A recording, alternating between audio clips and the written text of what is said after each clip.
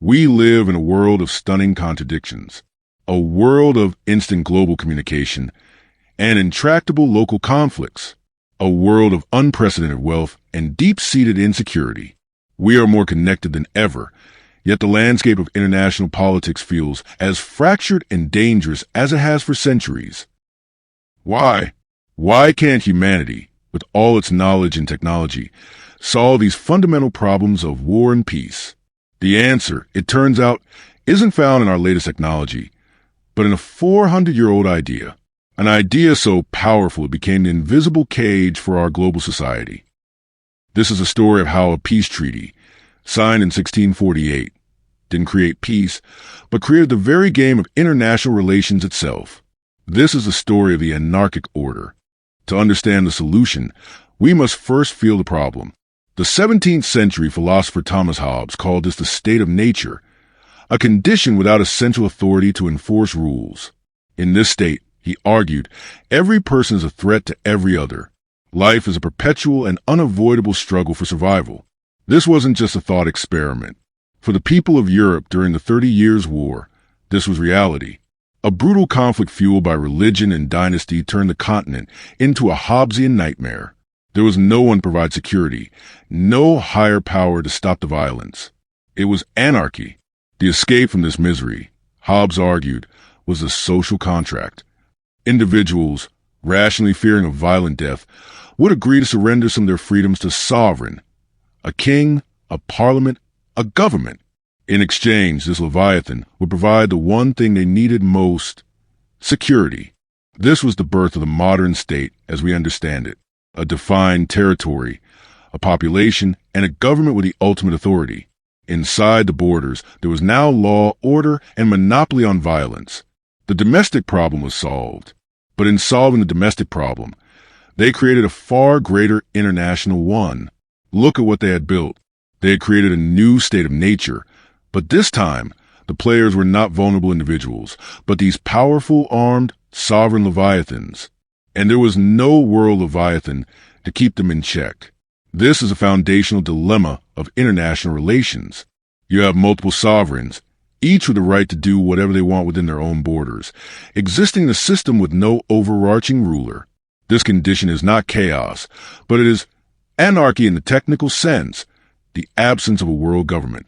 The Westphalian system is built on two competing pillars: sovereignty, which creates order within states, and anarchy, which creates a potential for conflict between states.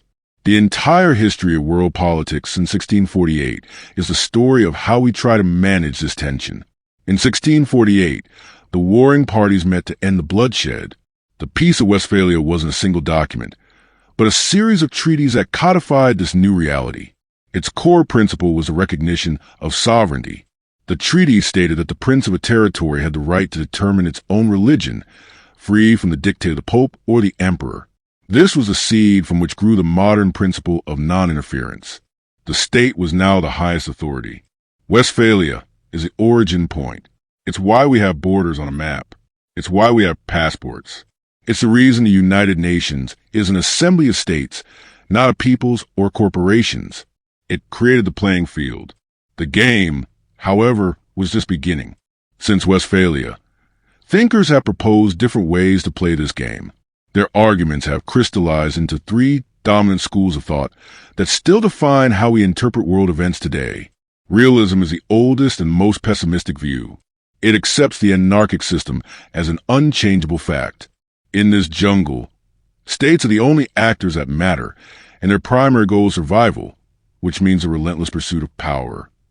For realists, morality is a luxury. Alliances are temporary. International law is just words on paper, enforced only when it suits the powerful. It's a self-help system where you can only truly rely on yourself. Think of the Cold War or the constant arms races. This is realism in action. Liberalism offers a more hopeful path. While it acknowledges anarchy, it believes we can build institutions to tame it. Through diplomacy, international law, free trade, and democracy, states can learn to cooperate for mutual gain.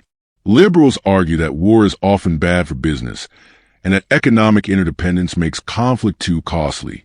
The European Union, the World Trade Organization, and the Paris Climate Agreement are all products of this liberal worldview, attempts to create rules and foster cooperation.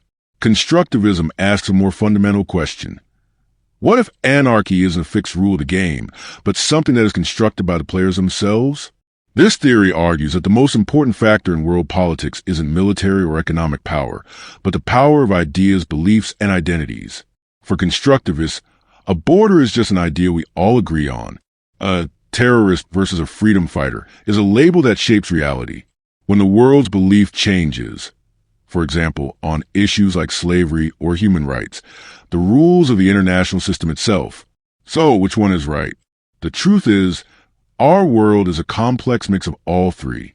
It is a realist jungle of power struggles, a liberal workshop of cooperation, and a constructivist canvas of ever-changing ideas and identities.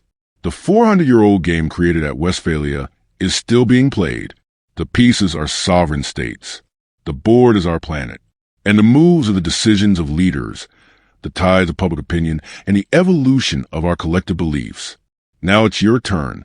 The next time you watch the news, ask yourself, am I seeing a realist power grab, a liberal institution at work, or a shift in global identity? Let us know in the comments which theory you find most compelling. Subscribe for more journeys into the ideas that shape our world. Thanks for watching.